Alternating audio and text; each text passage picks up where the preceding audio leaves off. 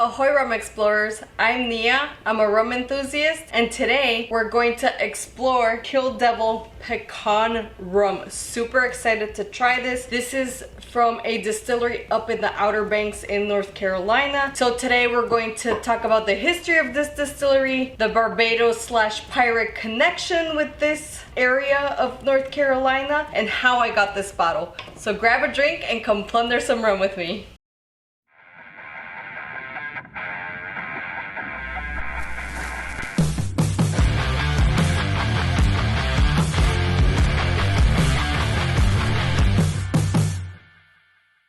Got your drink? It's officially rum time! So today we're going to talk about Outbanks Distilling. They were established in 2015 by two ex-beer brewers, Adam Ball and Kelly Bray, and two bartenders, Matt Newsom and Scott Smith. They opened the distillery in 2015 in this gorgeous historic building. It housed plenty of businesses, but the last thing was the Department of Education of North Carolina, which I thought was really interesting. But they basically restored the historic building and turned it into the distillery, a tasting room, and a little bit of a merch area. I'm gonna put some links down below, so if you want to see this incredible distillery, you can actually, I'm a very visual person, so I love sharing these kinds of videos with you. Also, so you can see how they make their rums. Now, they're usually kind of a stickler for not adding stuff, but this is gonna be quite a unique rum because they do add somehow, which unfortunately wasn't explained on the website, how they add the pecan flavor. I'm assuming they infuse it, and they do add honey to this one. But the cool thing about this is they do start from molasses-based rum, and then they add all these additional things. Now, as far as the little Barbados pirate connection, if you don't know about this area, and the name Kill Devil is actually in the 1650s, it was the first time that rum appeared, right? And it was so strong that they named it Kill Devil because it was so strong that it could literally kill the devil. And they also called it rum bouillon. I kind of like Kill Devil better. But anyway, their rum is named after basically the old school name of rum. So in the 1650s, rum was being produced in Barbados first, and then it was making its way up, you know, in the early colony days. But this area of North Carolina, the Outer Banks, they call it the graveyard of the Atlantic. Which is crazy because a lot of boats would shipwreck there, and guess what would come onto shores? Barrels and barrels of this delicious strong rum. So a lot of people started taking these barrels, and that's how rum Barbados and this area of North Carolina connects. So, which I think is really cool backstory to this specific distillery and the name for the rum. Now, these are small batch rums. This is a small batch distillery, but they have such incredible homage to pirates and prohibition and all the lore of this area and history, which I absolutely love. I also want to give a huge shout out to Tony Ursoni, which was one of the people that I met at the Miami Rum Congress. By the way, the distillers of this rum are super, super nice guys. And if you want to support small craft distillers, definitely support these guys. They're just great, great guys. Tony, who I met at the Miami Rum Congress, was super, super nice. Moving on to how I got this bottle. So, this specific bottle was gifted to me by Paul from Drums and Rums. If you're not familiar with him, I'll put his information down below.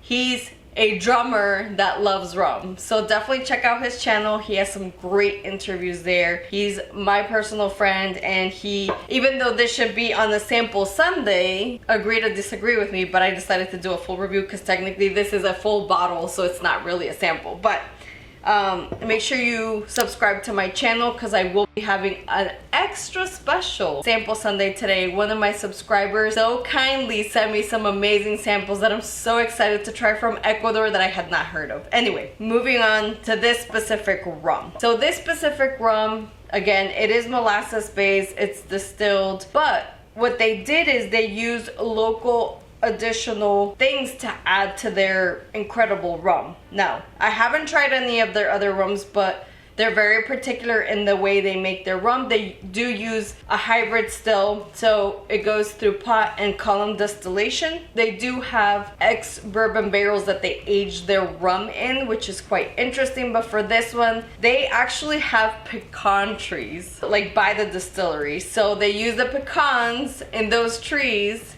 and then they add honey that's locally sourced to this rum. Now, I'm not a stickler for things. If it's a good rum, it's a good rum.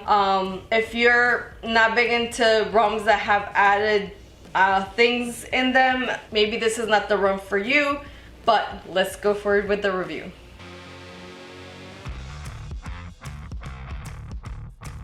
This is a beautiful bottle. I'm gonna go ahead and pop this. Let's wait for that amazing heavenly sound. Ooh, that's a good one. Plastic cork, but really cool. I'm gonna insert a picture here of the top of the cork. They have like a shipwreck ship, which is really cool. And on the labeling, you'll see that they have a map of the Outer Banks.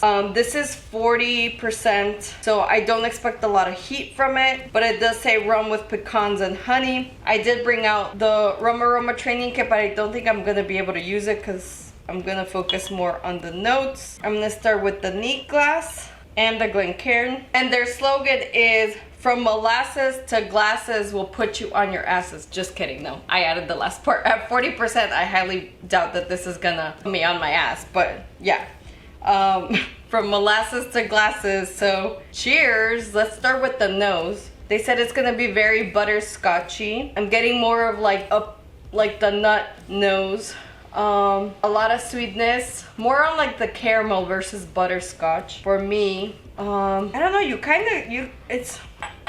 can kind of smell the alcohol not dissipating very fast. Now remember, when it comes to additives, I'm not gonna look at the legs, I'm not gonna look at the coloring, because it could be affected by the honey or the pecans depending on if they roasted them or not. So I'm just gonna stick to the flavorings and the notes. We want to keep this very simple, but again, with the notes, that's the fun part. Whatever I smell, you don't necessarily nose as well or smell. So now with the neat, yeah, there's some sweetness in there. I could definitely tell that this is a rum, so there's a little bit of alcohol there. Now for tasting, I'm gonna start with the neat one. Cheers. Wow, okay, this is crazy. I do get some oiliness on the top of my palate. I do get a little bit of burn, but the crazy part is, and I have to be honest, I was expecting to cringe and for it to be way too sugary and maybe more on a liqueur style of rum, which I'm okay with. I can enjoy rums that are like that, but my main thing is I always want the rum to pull through. Like, I don't want to disregard the fact that at the end of the day, it's still a rum. This, woo, that's good. I thought it was going to be very heavy on the pecan. The pecan, I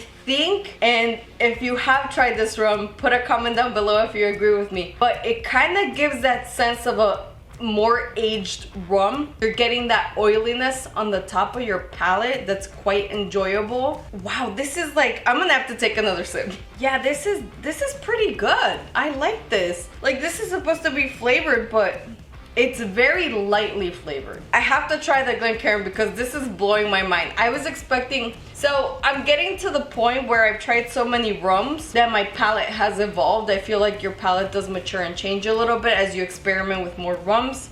As soon as they said pecan and honey, I was expecting it to be a lot more sugary. I was expecting this to be like a liqueur and like not really tasting like rum. But let me tell you, this tastes like rum. And like a really nice rum. It is not sugary at all. You get a really nice burn, a nice little hug there. It's very well rounded. It's not like too hot of a rum. I think the adding of the pecans and the honey just made it extra good, if that's even a word. But let's try with the Glencairn. I do get kind of like a nutty note in there, which I can't explain, but I'd say I'm really enjoying the oiliness at the top of my palate. On the Glencairn, I'm definitely detecting the pecan taste. I don't know why I said it weird. Just go with me here. I'm enjoying this, so I'm like a little bit mind blown here. I'm getting the pecan taste a lot more than here, which is really interesting, but still not too sweet, perfectly sweetened, perfectly nutty. What can I say?